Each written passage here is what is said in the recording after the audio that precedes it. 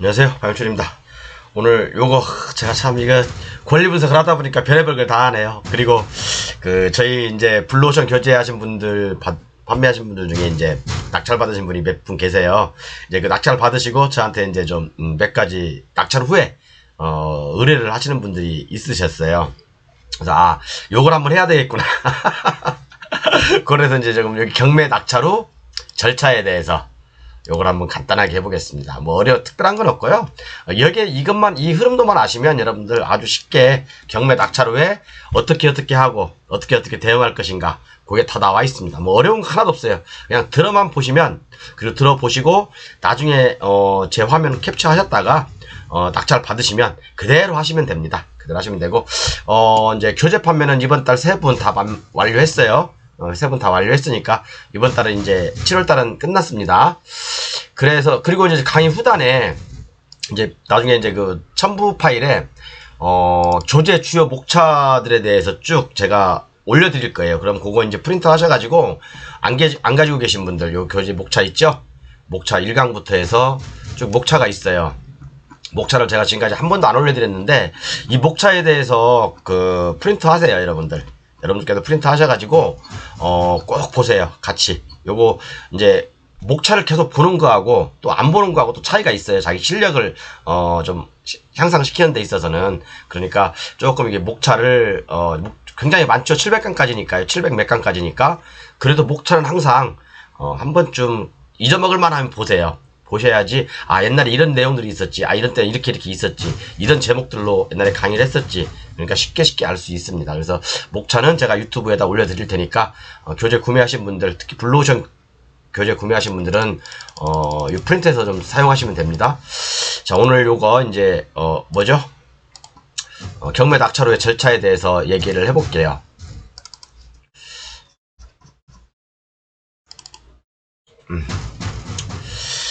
우리가 이제 경매를 낙찰 받고 두 가지 경우가 있어요. 일반 우리가 이제 뭐 아파트나 빌라, 단독주택, 다가구 뭐 그런 종류의 어떤 물건들이 있고, 또 하나는 토지 중에서도 뭡니까? 농지. 그죠? 농지 중에서도 농지 취득 자격 증명이 필요한 그런 농지가 있죠. 그죠? 그런 것들은 약간의 좀 별도의 절차가 필요합니다, 여러분. 별도의 절차가 필요하고, 일단 그것은 조금 이따 바로 설명해드리고, 우리가 경매를 낙찰을 딱 받잖아요. 그죠? 물론 이제 경매 입찰 전에 시세조사, 권리분석, 공법상 제한, 이런 것도 철저하게 분석하셔야 돼요. 그죠? 나중에 돈 미납하지 않으시려면, 또 잔금 납부하시고 좀 후회하지 않으시려면 이런 공법상 제한, 특히 이제 면적이라든가, 낙찰 받고 면적이라든가 아니면 경계선 침범했다든가 뭐 그런 부분들도 반드시 체크하셔야 됩니다. 그리고 여러분 한 가지 더, 우리가 이제 경매하고 공매가 있잖아요. 경매하고 이제 공매가 있는데, 경매는 당연히 법원에서 인도 명령이라는 제도가 있기 때문에 인도 명령을 해줍니다. 그죠? 신청을 하면. 그죠? 인도 명령을 신청을 하면 낙찰 후에, 그죠? 잔금 납부 후 6개월 이내만 신청하면 인도 명령이 됩니다. 그죠? 그런데 공매는 인도 명령이 있습니까? 없습니까? 없죠? 많은 분들이 헷갈려 하시는 게 바로 이거더라고요. 한 가지 중에. 공매는 인도 명령 제도가 없어요. 왜? 이것은 국세징수법을 기초로 하기 때문에. 그죠? 그런데 요 경매는 민사집행법을 기초로 하기 때문에 민도명령이라는 제도가 있습니다. 공매는 없으니까 여러분들, 예를 들어서 공매에서 임차인 있는 물건이라든가 또 다른 특수물건이 있는 물건이라든가 이런 것들 입찰하실 때는 굉장히 주의를 요하십니다. 안 그러면 인도명령 제도가 없기 때문에 뭘로 가야 됩니까? 소송으로 가야 되는 거예요. 그죠? 소송으로, 명도소송으로 가야 되는 거죠. 그렇기 때문에 좀 그런 기간이 좀 길어질 수도 있고 여러 가지 좀 불리한 점이 좀 있을 수도 있습니다. 그렇기 때문에 반드시 공매하고 공매는 인도명령이 없다, 그런 제도를 알아두시고 입찰하시기 바랍니다. 그러고 보면 이제 어떻게 보면 경매가 굉장히 좀 편리하죠. 그래서 경매를 많이 하시는지 모르겠습니다. 그렇지만 공매도 뭐 똑같습니다. 권리분석에 있어서는 똑같아요. 특별히 어려운 것도 없고, 뭐 권리분석은 똑같으니까 뭐 신경 쓰실 거 없습니다. 그냥 단지 인도명령이 아니라 여기는 인도소송으로 임차인이라든가 또는 점유자를 내보내야 된다는 거, 그거 기억하시면 되고요. 자, 우리가 이제 경매를 낙찰을 받게 되면, 그죠? 우리 이제 법원 가서 낙찰을 딱 받습니다. 저도 옛날에 한 10몇 년 전에, 1등으로, 한 10년 됐네요? 12년, 1등으로 낙찰을 받았습니다. 8억 얼마짜리를, 아니, 감정가 11억짜리를 8억 얼마에 딱 낙찰을 받고 만세를 딱 불렀습니다. 만세를 불렀는데, 아차, 이제, 그때부터는 또 머리가 하얘지죠. 야, 다음은 이제 어떻게 하는 거지? 옛날에는 저도 이제 이런 것들이 없었기 때문에, 그냥 물어가면서 했어요. 물어봐가면서. 그죠? 경매를 낙찰 받고, 그죠? 그 다음에 7일 후에 매각 허가 결정 기일이 잡히죠. 매각을 할 거냐 말 거냐. 그죠? 매각 허가 결정 기일이 잡힙니다. 결정 기일이. 그죠? 그 다음에 또 다시 7일 후에는 매각 허가 결정이 확정되죠. 그죠? 그러니까 낙찰 받고 14일이라는 시간이 필요하죠. 이렇게요. 14일이라는 시간이 필요하면 이때 매각 허가 결정이 떨어집니다. 그죠? 이때 이와 함께 떨어지는 게 대금 납부 기한이 결정되는 거거든요. 그죠? 그러면 대금 납부 기한이 결정되면 평균적으로 30일 이내에 잔금을 납부하라고 합니다. 근데 뭐 한 달 동안 더 연장할 수 있죠. 한 달 더 연장할 수 있죠. 근데 요것은 이자가 조금 나가죠. 그죠? 그러니까 그거 좀 감안하시고 웬만하면 잔금 납부를 기간 내에 납부를 하시는 게 좋습니다. 특별한, 왜냐하면 그 이후에 또 납부를 안 하게 되면 또 다른 문제가 생길 수가 있어요. 그리고 잔금 납부를 하게 되면 소유권을 취득하게 되죠. 그죠? 여기가 이틀 정도 걸릴 거예요. 촉탁 등기로 하니까 통상 한 이틀 정도 걸리는 것 같아요. 이틀 정도 하면 소유권 취득이 됩니다. 그래서 이제 이 이후에는 점유자 또는 임차인들을 명도나 또는 뭐 남아있을 사람들 남아있고 아니면 또 이제 나갈 사람 나가고 이제 그렇게 해서 명도나 재계약을 하게 되죠. 그죠? 재계약을 하게 됩니다. 근데 이제 이 과정에서 이 순서가 이래요. 뭐 특별히 어려운 거 없죠, 여러분. 여기까지는. 그죠? 그래서 낙찰을 받고 첫 번째 해야 될 일이 있어요, 여러분. 낙찰을 받고 그냥 뭐 좋다고 집에서 술 먹고 집사람하고 둘이 건배하면서 또 지인들하고 야, 나 이거 낙찰 받아가지고 잔금 내면 한 3억 벌어, 2억 벌어, 뭐 그렇게 하지 마시고 차분하게 낙찰을 받으셨으면 이 일 먼저 해야 됩니다. 그죠? 낙찰을 받게 되면 이제 우리 그 법대에서, 그죠? 낙찰 영수증을 교부받죠? 낙찰 영수증은 이거 반드시 갖고 있으셔야 됩니다, 여러분. 그죠? 안 그러면 사진을 찍어 놓으셔야 돼요. 왜 이거 낙찰 영수증을 가지고 있어야 되냐면, 나중에 대출이라든가, 그런 것들에 대해서 꼭 필요해요. 그죠? 낙찰 영수증을, 첨부하라고 합니다. 그죠? 그렇기 때문에 꼭 낙찰 받은 영수증을 사진을 찍어 놓으세요. 그런 게 여러분께 편리할 겁니다. 그리고, 이제 뭐 영수증 받았으니까 이 영수증 들고 집에 딸랑딸랑 가는 게 아니라 이제 뭐 그 주위에 갔으니까 점심도 맛있는 거 먹고, 그렇죠? 점심도 맛있는 거 먹고, 다음으로 해야 될 일이 집행관실 아니면 이제 민원실 가가지고 물건 관련 서류를 열람 복사를 해야 돼요. 물건 관련, 이게 보통 2시나 3시부터 할 수 있거든요. 그러니까 낙찰 받고 바로 그냥 내가 낙찰자입니다라고 바로 열람 복사를 하면 안 해줘요. 왜냐면 그분들도 점심을 드시고 그다음 기타 이제 서류도 정리할 시간이 있어야 되니까 요 시간이 보통 한 2시나 3시부터. 일전에 어떤 분이 저한테 전화가 왔어요. 아니, 낙찰 받고 제가 최고가 매수신고이래요. 낙찰 받고 집행관한테 가서 열람 복사 해달라고 했더니 안 된다고 그랬대요. 그래서 저한테 전화가 오신 거예요. 그러지 마시고 좀 쉬었다가 식사하시고 3시나 2시 정도 가보시면 그때 이제 열람 복사할 수 있다고. 왜냐면 이제 가지고 나올 수는 없어요, 서류를. 그죠? 원본을 가지고 나올 수는 없어요. 그러면 뭐 중요한 서류 같은 경우는 좀 사진을 찍어 놓는다든가, 그래서 복사가 안 되는 것도 있거든요. 사진을 찍어 놓는다든가. 물론 이제 뭐 한쪽 책상에 가서 이렇게 보게 해요. 뭐 집행관 옆에서 바로 보는 게 아니라 서류 주시면서 이렇게 좀 자유롭게 보게 하거든요. 그러면 좀 중요한 것들은 사진을 좀 찍어 놓는다든가, 그렇게 요령껏 하시면 돼요. 그죠? 이런 걸 이제 물건 관련 서류를 열람하는 이유는 위장임차인이라든가 유치권 등 각종 이제 어떤 점유자들을 확인하기 위한 거죠. 그죠? 그리고 이제 바로 물건 열람 복사했으면 집으로 가지 마시라고 했잖아, 제가. 그죠? 집으로 가지 마시고, 예를 들어서 물건지가 뭐 1,000원이다, 아니면 저쪽 평택이다, 제가 이제 안산에 사는데 평택이다, 아니면 뭐 1,000원이다, 그러면 또 거기에 또 가기가 또 힘들잖아요. 그죠? 가기가 힘드니까 그 열람 복사한 물건 했으면 다시 한번 물건지로 가보세요. 물건지로 가서 점유자가 있으면 점유자를 만나보고, 임차인이 있으면 임차인 만나보고, 또 만날 수 없는 호실이 있으면 거기다가 포스트잇으로 하나, 제가 낙찰자입니다, 연락 부탁드리겠습니다. 그렇게 하시고, 차후에 이제 인도 명령이라든가, 그런 것들은 어떻게 하겠습니다라고 이제 코멘트를 간단하게 써놓는 게 좋습니다. 그러니까 포스트잇이 잘 떨어질 수 있으니까 뭐 이제 스카치 테이프로 그냥 이쁘게 붙여놓는다든가 신뢰되지 않는 선에서 그죠? 막 큼지막하게 붙이지 마세요. 기분 사람 굉장히 나빠요 그거요. 굉장히 나쁩니다. 그래서 이제 어떻게 보면 이제 내부 상태를 볼 수 있으면 좋은데 그죠? 내부 상태를 한번 뭐 협조적인 분들은 뭐 굉장히 협조적으로 나와요. 왜냐면 좀 이삽이라도 조금 받으려고. 왜냐면 서로 뭐 감정 싸울 필요는 없잖아요. 그죠? 그래서 이제 문에다가 부재된 곳은 이제 안내문을 조금 이렇게 부착해 놓고 그렇게 해서 이제 집에 돌아오시면 됩니다. 집에 돌아오시고 이제 그래서 이제 이 기간에는 매각허가 이 낙찰 받고 매각허가 결정 기일까지 7일이라는 시간이 필요합니다. 7일이라는 시간이 있어요. 그러면 이 7일이라는 기간은 뭐냐면 불허가 신청 기간이에요. 그래서 이 물건 서류하고 그죠? 매각 물건 명세서와 그리고 아까 갔던 현황하고 차이가 있는지 없는지를 파악하셔야 돼요. 여러분들께서 이때 토지 같은 경우는 면적이 약간 위반되든가 아니면 뭐 건축물이 있는데 건축물이 뭐 경계선을 침범했다든가 다른 점유자가 있다든가 그런 경우 그죠? 대항력이 있는 임차인이라든가 아니면 점유자가 있는데 매각물건 명세서에 기재가 안 돼 있다. 어떤 그런 내용들을 매각물건 명세서와 현황상 차이를 파악해야 돼요. 여러분들께서 이 기간 동안에 가만히 있지 마시고 술 먹고 막 돌아다니지 마시라고. 죄송합니다. 술 먹고 돌아다니지 마시고 이런 걸 파악하셔야 돼요. 그죠? 그래서 문제가 있다. 이 물건이 매각물건 명세서하고 현황하고 차이가 있다. 뭐 매수인 그죠? 불허가 신청을 하는 거죠.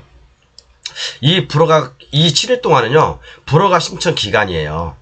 불허가 신청 기간이기 때문에 이런 것들을 잘 꼼꼼히 파악하셔서 문제가 있다. 내가 이거 시세 파악이 잘못됐다. 그러면 뭔가 좀 흠결을 잡아서 불허가를 해서 빠져나와야 될 거 아닙니까? 그죠? 그래서 꼼꼼히 한번 찾아보시면 되고요. 이 불허가는 누가 할 수 있냐면 매수인이라든가 아니면 이해관계인들이 할 수가 있어요. 물론 그 안에 살고 있는 뭐 저기라든가 이해관계인들 있죠. 뭐 그죠 전소유자도 저기 문제가 있으면 아니면 이제 그와 관련된 이해관계인들 등기부에 나와 있는 이해관계인들 또는 점유와 관련된 이해관계인들이 이 불허가를 할 수 있습니다. 여기까지 이해가셨죠? 그러니까 낙찰을 받고 7일 동안 매각물건 명세서를 기준으로 해서 꼼꼼히 따져보시라. 그리고 현장도 한번 가보시라. 그죠? 열람복사도 한번 해라. 이제 이 순서로 하시면 돼요, 여러분. 아무 다른 거 없어요. 그 다음에 매각허가 결정 기일이 지나면 또 7일이라는 시간이 주어집니다. 그러면 이 이후부터 7일 이후에는 매각허가 결정이 확정이 돼요. 매각허가 결정이 확정이 되는데 대금납부 이와 함께 대금납부 기한도 결정이 되죠. 뭐 30일 후에 대금납부를 해라 라고 이렇게 결정이 됩니다. 그러면 이 7일 동안에는 그죠? 즉시항고 기간이라는 거예요. 이 7일이 즉시항고 기간이 뭐냐면 이의제기 또는 즉시항고 기간입니다. 그죠? 낙찰허가 불허가로 손해를 입은 이해관계인. 아까 제가 말씀드렸죠. 그죠? 이 7일 동안 어떻게 보면 14일이라는 시간이 주어지는 거죠. 낙찰자한테는. 그죠? 낙찰자한테는 7일 플러스 14일이라는 시간이 주어집니다. 그래서 이 낙찰허가 결정 기일 이후에 낙찰자는 또다시요. 그죠? 낙찰허가 불허가 신청할 수가 있습니다. 즉시항고 기간이기 때문에. 그죠? 낙찰허가 불허가로 손해를 입은 이해관계인이거든요. 그죠? 허가 또는 불허가로 손해를 입은 이해관계인이 즉시항고를 할 수가 있습니다. 즉시항고를 할 수가 있어요. 그죠? 그래서 여기 이제 대금 납부 기간이 30일 플러스 30일이라고 했는데 보통 30일 이내에 다 납부하죠. 그죠? 기한으로 납부는 그렇게 많지 않습니다. 그러니까 대부분 30일이라고 했을 때 뭐 특별하게 대출이 잘 안 된다던가 뭐 대출에 계획했던 게 좀 문제가 생겼다. 그러면 30일 동안 연장할 수가 있어요. 그렇죠. 물론 이자 안 된다고 말씀드렸죠. 그래서 이 매각허가 결정이 나고 난 다음부터 잔금 납부 일까지 이 기간에는 그죠? 뭘 해야 되냐? 확정 기일이 잡히면 매각 허가 확정 기일이 잡히는 순간부터는 여러분들께서 해야 될 일이 뭐냐면 물건에 대한 하자가 없다면 내가 이 물건에 잔금을 납부해야 되겠다. 그럼 뭐 해야 되겠어요? 대출 알아봐야 되겠죠? 그죠? 그 다음에 잔금을 납부할 거니까 대출도 알아봐야 되겠고 그 다음에 점유자 등과 협상을 해야 되겠죠. 인도명령도 해야 되고 그죠? 나갈 사람들 내보내야 되고 또 남아있을 분들은 재계약을 해야 되고 이제 그런 노력을 하셔야 돼요. 여러분들께서 이 기간 동안에는 이 기간이 보통 30일 정도 되죠. 35일 정도 되죠. 37일이죠. 이 기간에는 그런 노력을 하시라. 그죠? 그 대금 납부를 딱 하면, 여러분, 대금 납부 하는 순간요. 그죠? 그 다음에 촉탁 등기를 당연히 해주잖아요. 법원에서. 그럼 2일 정도 걸린다고 했잖아요. 이 기간 동안에는 반드시 인도명령 신청을 같이 해야 돼요. 그리고 점유자와 협상도 빨리 마무리해야 됩니다. 최대한 빨리. 이사비 지급이라든가 미납관리비를 완납했는지 또는 이삿짐을 모두 쌌는지, 그죠? 뺐는지 그걸 확인하고 이사비를 주십시오, 여러분.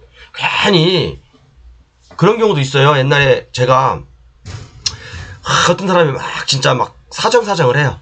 아, 내가 2달 후에 이사 가겠다. 그럼 나는 이제 불안하잖아요. 불안하면 또다시 이제 약속을 하죠. 또는 단기 임대차를 써요. 임대차 계약을 또 써요. 2달만 사용하고 가겠다. 그렇지만 여러분, 저는 그것도 몰랐을 때거든요. 옛날에 진짜 좀 이렇게 종합적인 사고가 안 됐을 당시에 사정을 너무 닦으니까 단기 임대차 계약서를 써줘요. 그죠?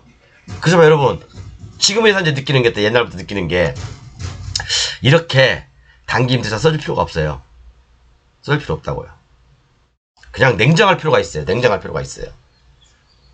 왜 여러분, 이 임차인한테 불리한 내용은 무효입니까, 유효입니까? 계약서상에 2달만 쓰기로 했는데 2년 동안 사용할 수 있잖아요. 그죠? 그러면 이것은 뭡니까? 강행 규정이잖아요. 강행 규정. 2년 미만으로 계약을 했다 하더라도 임차인의 입장에서는 2년 동안 사용할 수 있는 거예요. 그죠? 안 그렇습니까?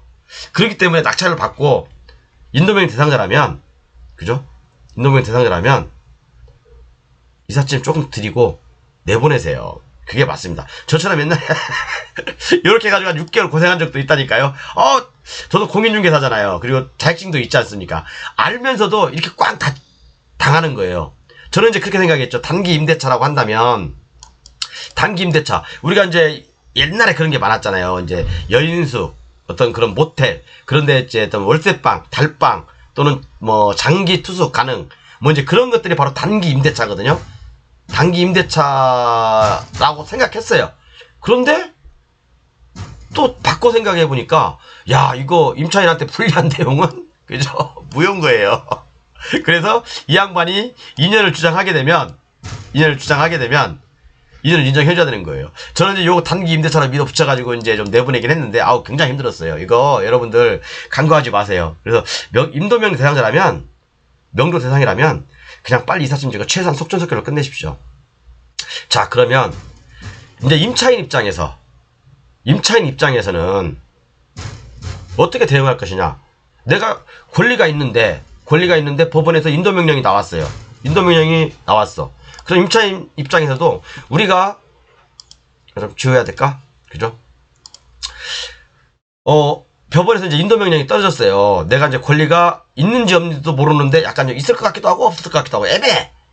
그래서 법원에서 판단하기에 인도명령이 떨어졌습니다. 그럼 우리가 즉시 항고할 수 있는 기간은 이때, 매각가 결정일부터 결정 확정될 때까지 이 7일 동안 즉시 항고도 할 수 있죠. 그죠? 그렇지만 임차인 입장에서도 인도명령이 떨어지고 7일 이내에 즉시 항고를 할 수가 있어요. 이의신청 즉시 항고를 할 수가 있다고요. 민사재판법 136조에 나와 있습니다. 그죠? 물론 즉시 항고장을 나는 이래 해서 억울하다. 나한테 적법하게 점유할 권한이 있다. 라고 이제 소명을 해야 되겠죠. 그렇기 때문에 즉시 항고장을 같이 제출해야 되겠죠. 통상은 즉시 항고하고 즉시 항고장을 같이 제출해요. 물론 법조문에는 즉시 항고장을 제출 후 10일 이내에 항고 이유서를 제출해야 돼요. 그렇지만 통상 2개 다 제출하죠. 그래서 임차인도, 이런 공인중개사를 잘 들으세요. 임차인도 억울하다 생각되면 적법한 권한이 있다고 판단되는데 법원에서 인도명령이 떨어졌어. 그러면 즉시항고를 해야 된다고요. 즉시항고가 여기만 있는 게 아니라 여기도 있다고. 인도명령 나오고 난 다음에도 있다고요. 그죠? 그 다음에 인도명령이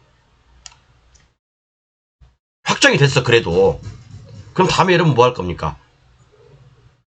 소송을 해야 돼요. 그게 뭐냐면 민사집행법 44조에 보면 청구 이의의 소, 뭐 정확한 용어는 정확한 용어는 요거예요. 어이? 뭐야 이거? 정확한 용어는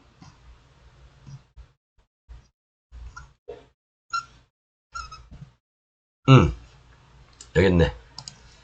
청구에 관한 이유의 소. 이게 바로 청구 이유의 소거든요. 이 소를 제기하셔야 됩니다. 이 소를 제기하시면,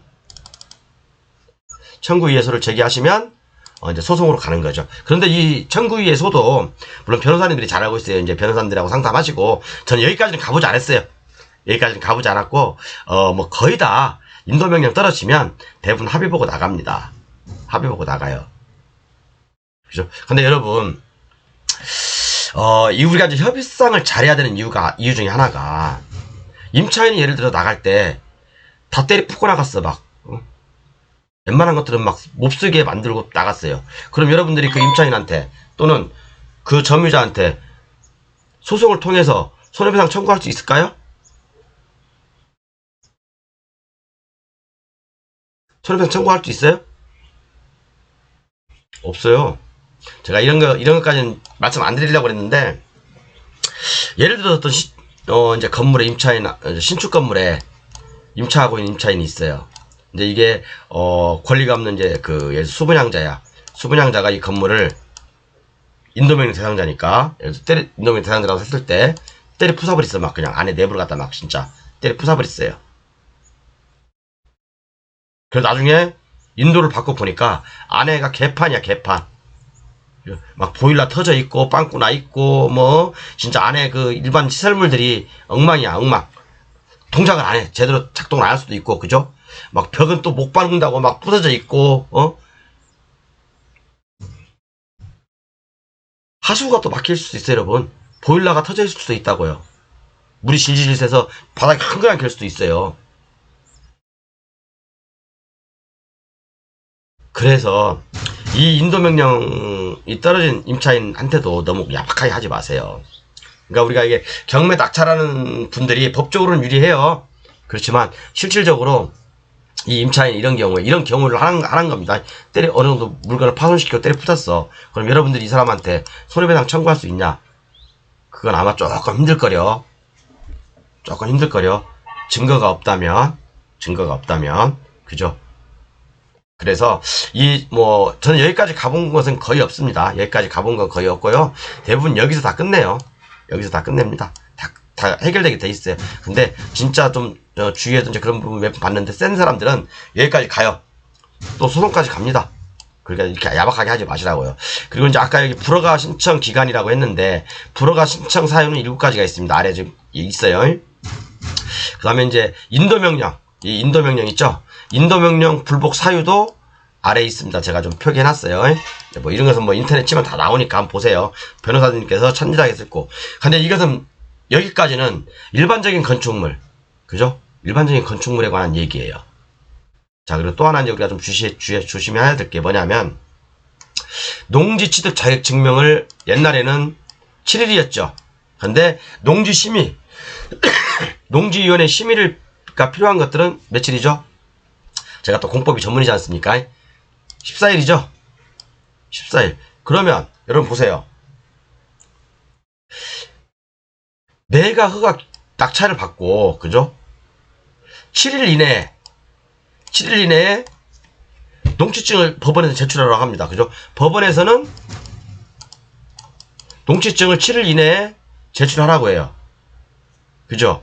그런데 행정관청에서는 만약에 내가 낙찰받은 농지가 농지심의위원회의 심의 대상이다. 농지위원회 밑에 여기 있습니다. 농지위원회의 심의 대상의 농지다.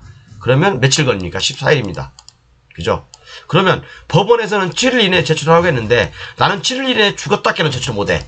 낙찰을 받았는데, 아이고 이제 발등 찍은 거야? 막 그러면서 이제 뭐 또 다급해지겠죠. 그죠? 그래서 자, 이게 농지 취득 자격 증명을 발급받을 때 농지심의위원회에 심의를 거쳐야 되는 사항이 6가지가 있어요. 그죠? 토지거래허가구역, 농업법인이 취득한 농지, 취득 대상 농지 소재지 또는 연접 시군 거주지 않으면서 뭐 이런 것들 내용이 있고, 그 다음에 3년 이상이 농지를 공유로 취득하는 경우, 3명 이상이, 그죠?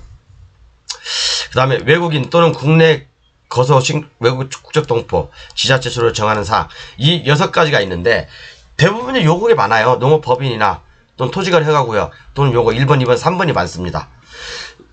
또 공유로 취득하는 경우도 많고 이런 경우에는요 그 3인 이상이 농지를 공유 취득하는 경우 요거 여기까지 1번, 3번이 맞아요. 예를 내가 이제 그 안산시에서 살고 있는데 안산시 연접 시군이 어디죠? 화성시, 화성시, 그 다음에 이제 시흥시, 그 다음에 여기 안양시, 광명시. 이건 연접한 시군이죠? 붙어 있는 시군이죠? 이런 경우는 농지 심의위원회에 심의를 안 받아도 돼요. 그렇지만 여기 만약에 내가 뭐 당진시, 화성 옆에 있는 당진시 밑에 있는 평택시 다음에 당진시죠. 당진시에 농지를 취득했어. 그러면 농지심의위원회에 심의를 받아야 됩니다. 그러면 그 기간이 며칠 걸린다고요? 14일이 걸려요. 그죠? 법원에서는 7일 이내에 농지증을 제출하라고 하는데 나는 14일이 걸려요. 그러면 내가 불허가 나서 농지증 제출 안 했으니까, 그죠? 농지 제출 안 했으니까 불허가 처분해서 보증금 못 수당하냐? 그럴 수도 있어요, 여러분. 절차를 모르면 그럴 수도 있다고요. 저는 감기가 좀 걸렸습니다. 이런 감기, 이거 독하네. 또 걸렸어요.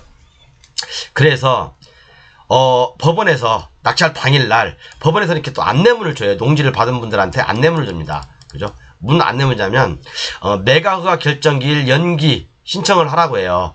그죠? 매각허가 결정기일 연기 신청을 하라고 합니다. 그래서 여러분들이 이런 농지를 낙찰을 받았다면 매각허가 결정 연기 신청을 하셔야 돼요. 연기 신청을 하셔야 돼요. 왜? 이 농지증을 14일 안에 받아야 되니까. 그죠? 그래야지 이 기간 동안 충분히 내가 이 매각허가 결정 기일 이 기간을 14일로 연장할 수가 있어요. 농지증 받을 때까지. 그죠? 그래서 꼭 하셔야 됩니다. 그래서 이날 그때 그 이제 법원에서 이런 문서를 하나 주거든요. 이렇게 여기 농지취득 자격증명 제출 안내라 해서 결정 기일 연기 신청서를 제출하라고 해요. 이걸 제출하든지 이게 제출하는 게 편하겠죠. 이걸 제출하든지 아니면 해당 면사무소 농지증 발급 관공서에 가면, 그죠? 요걸 하나 줘요. 요 서류를. 그러니까 심의 대상의 농지라면 14일이 걸리는 농지증이라면 농지 취득 자격증명 연장 사유서를 줘요. 그죠? 요것을 다시 법원에 낙찰을 받은 법원에 제출하면 됩니다. 그러면 연장을 해주거든요. 구두로 해줘요. 이것은 뭐 서류를 해주는 게 아니라, 그죠? 그래서 이제 이걸 제출하든지. 근데 요거 뭐 또 다시 낙찰 받고 면사무소 갔다가 면사무소 다시 또 제출하면 불편하잖아요. 그죠? 그러니까 차라리 낙찰 받고 매각허가 결정기일 연기 신청을 동시에 하는 게 좋습니다. 농지라고 한다면, 그죠? 농지라고 한다면 이렇게 연기 신청을 해야지만이 내가 심의 대상인 농지는 14일 정도 시간이 걸리기 때문에 14일이 걸리기 때문에, 그죠? 안전하게 농지를 취득할 수 있습니다. 잘못하면 불허가 떨어져서 농지증 제출 미납으로 해서 미제출로 해서, 그죠? 보증 못 수당할 수 있습니다. 그래서 요거 반드시 기억하십시오. 어떻게 낙찰 받고 여러분 특별히 어려운 거 없죠? 낙찰 받으시고 특별히 어려운 거 없어요. 그리고 요거 이제 나중에 민사집행법에 보면 121조에 매각허가에 대한 이의신청 사유, 이게 불허가 사유거든요. 불허가 사유는 민사집행법 121조에 나와 있으니까 한번 보시고, 그죠? 그 다음에 136조에 보면 부동산 인도명령 등이 있어요. 요것도 한번 읽어보세요. 인도명령. 그 다음에 이제 이 인도명령에 대한 불복 사유도 있겠죠. 인도명령에 대한 불복 사유가 7가지가 있어요. 요거 반드시 한번 나중에 한번 찾아보셔서 보시고, 그 다음에 직시항고 제가 아까 직시항고 할 수 있는 건 기일이 확정되고 난 다음에, 그죠? 기일이 결정되고 난 다음에 직시항고도 할 수 있고, 또 뭡니까? 임차인 입장에서 또는 점유자 입장에서는 인도명령이 떨어지고 난 다음에도 직시항고 할 수 있다. 7일 이내에. 물론 10일 이내에 서면서를 같이 제출해야 되지만, 그리고 직시항고가 안 받아졌다. 그럼 뭐 해야 됩니까? 이의소를 제기해라. 그죠? 이의소를 제기하면 되고요. 여기 있죠? 청구에 관한 이의소를, 억울하다. 청구에 관한 이의소를 제기하시면 됩니다. 이렇게 해서 이제 한번 오늘 이렇게 낙찰 후에 그러니까 여러분들이 이렇게 낙찰을 받으시고, 이제 물론 제 교재 블루오션 교재를 구매하시고 지금 제가 교재를 판매한 지가 지금 한 1년 좀 넘었죠. 낙찰 받은 분이 굉장히 많으세요. 낙찰 받고 기분은 좋아. 그런데 이제 처음 이제 공부를 열심히 하셔가지고 낙찰 받은 분이 많이 계시는데 어떻게 할지를 몰라요. 인터넷 막 뒤져보고 이제 네이버 막 뒤져보고 그래서 이제 이게 맞나요? 이게 맞죠? 이렇게 막 이렇게 질문 주신 분이 많은데 뭐 특별히 어려운 건 없죠, 여러분들. 근데 주의할 점은 나머지 부동산은 요 순서대로 하면 됩니다. 요 순서대로 하면 되고 그다음에 다만 농지를 취득할 때는 반드시 연기 신청을 하고 와라. 그죠? 내가 허가 결정 기일 요 낙찰 받았으니까 내가 허가 결정 기일 연기 신청을 반드시 하고 와라. 반드시 요 내용입니다. 네, 감사합니다. 그리고 이제 이번 달에는 교재 판매가 끝났으니까 다음 달 8월 달에 신청하십시오. 이번 달 세 분이 다 차서 이제 이번 달은 판매 안 합니다. 8월 달에 뭐 미리 예약도 하지 마세요. 문자 받고 막 그러는 게 힘들거든요. 솔직히 이제 바빠서 7월 말부터 예약하시면 되는데 미리 하실 분들은 서두르세요. 진짜 앞으로 제가 말씀드렸잖아요. 올해부터 내년, 내후년 앞으로 2년, 3년 동안은 정말 부동산으로 돈 벌기 좋은 시절입니다, 여러분. 반드시 인생 역전 하시기 바랍니다. 감사합니다.